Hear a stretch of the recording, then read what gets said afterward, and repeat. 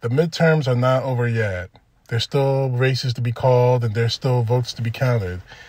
But the silver lining in all of this blizzard of bullshit is that the Republican parties, the red wave, they're all prophesying over the last few months or the last couple of years. It didn't happen. Now, it's a possibility that the Republican Party could control the House and the Senate if a couple of races wouldn't go their way. I mean, right now, the Senate election in Georgia, at the time of making this video, went into a runoff between Warnock and, of course, Herschel Walker. How that is, that's another subject for another time.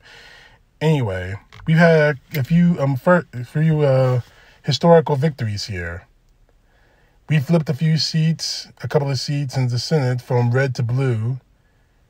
An African American has become the third U.S. governor in American history, winning the governorship of Maryland. We have an openly gay woman in Congress. So we made some historic strides, but it's not over yet. Now again, there is a possibility, however remote, that the Republican Party can regain control of the Senate or Congress or even both. So it's up to all of us as Americans, regardless of your political affiliation, regardless of your religious background, regardless of your race, color, or creed, to hold these people accountable. Republicans, Democrats, liberals, conservatives, independents, whatever they want to call themselves. Because quite honestly, that is how our democracy survives.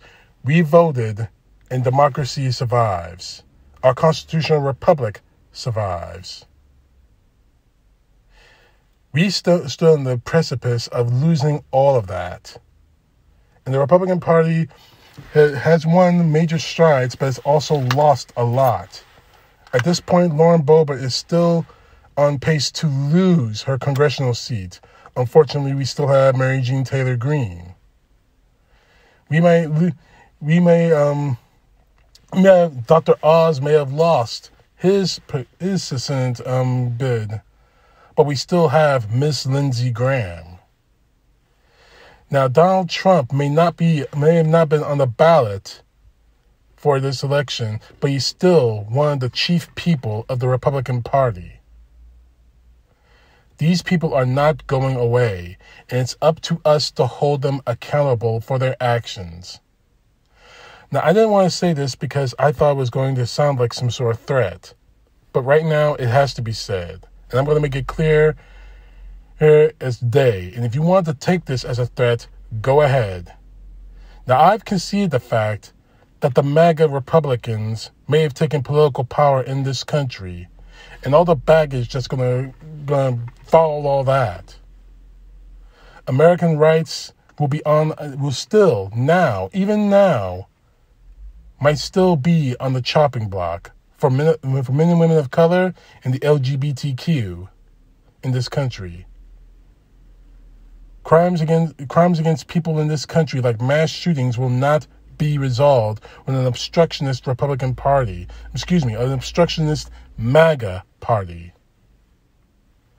The problems that they were screaming about, high prices, high gas prices, inflation, will not be solved by the Republican Party, even if they take power in the House and the Senate or both. And they're all focused on one thing and one thing only. Not the good of the people, not the good of the nation, but for the political interest and, more importantly, the political acceptance of Donald Trump. For you MAGA idiots out there in the House and the Senate, we are going to hold you accountable for every single thing. The problem was we didn't hold you accountable for the last 2 years, for the last 6 years, if you want to go even further that far. Yeah, you made your statements and you gave your prayers and condolences and whatnot whenever a tragedy struck this country. You made promises that we know. It's the old Top Gun saying, your mouth wrote checks that your body is not going to be able to cash. Well, we're going to make sure you cash those promises. So whoever's in power by the time the election is finally over, and now with this Georgia runoff, we may not know who takes the Senate until Christmas, until nearly Christmas. But here's the point I'm going to make, and I'm going to close out this video. Your time of getting away with BS is over. Your time of saying that trust me and God bless America is over. You want to keep the jobs you're in now? You want to stay in the Senate and Congress? You're going to do your jobs, and you're going to do them the right way, the American way. You don't, you're done. Now, I'm not saying, now, mind you, I'm not calling for political violence. I am not calling for people to harass these politicians. I'm calling for people to hold them accountable. The minute they make a speech, you ask them a question about how you're going to do this. Why are you doing this? And I want you all to pound those questions into them until either one, they answer them clearly and concisely, or two, they cry like bitches. And if you know these Republicans, as I do, especially Republicans like Mary Jean Taylor Greene, who retained her House seat, people like Jim Jordan, who retained his House seat from manipulating district lines, from people like Lindsey Graham, people like Herschel Walker, if he's elected in December, from people like Carrie Lake, if she's elected, they're still counting votes at the time of this video for her governorship to Arizona. For people like close to the Trumpers and Trump himself, you keep pounding those questions into them, they're going to break like bitches. They are going to break. They already have. Again, I am not calling for political violence against them. I'm not calling for you to harass them at their homes or anything else like that. So if someone tries to twist this video around, I said that. It's just too bad the Republican Party doesn't have the balls to say it themselves. What I am saying is hold them accountable.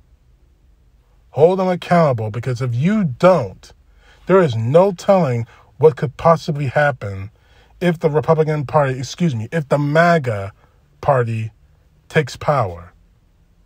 There is no telling what will happen. CTP, know the truth. God bless. Peace to the left, justice to the right.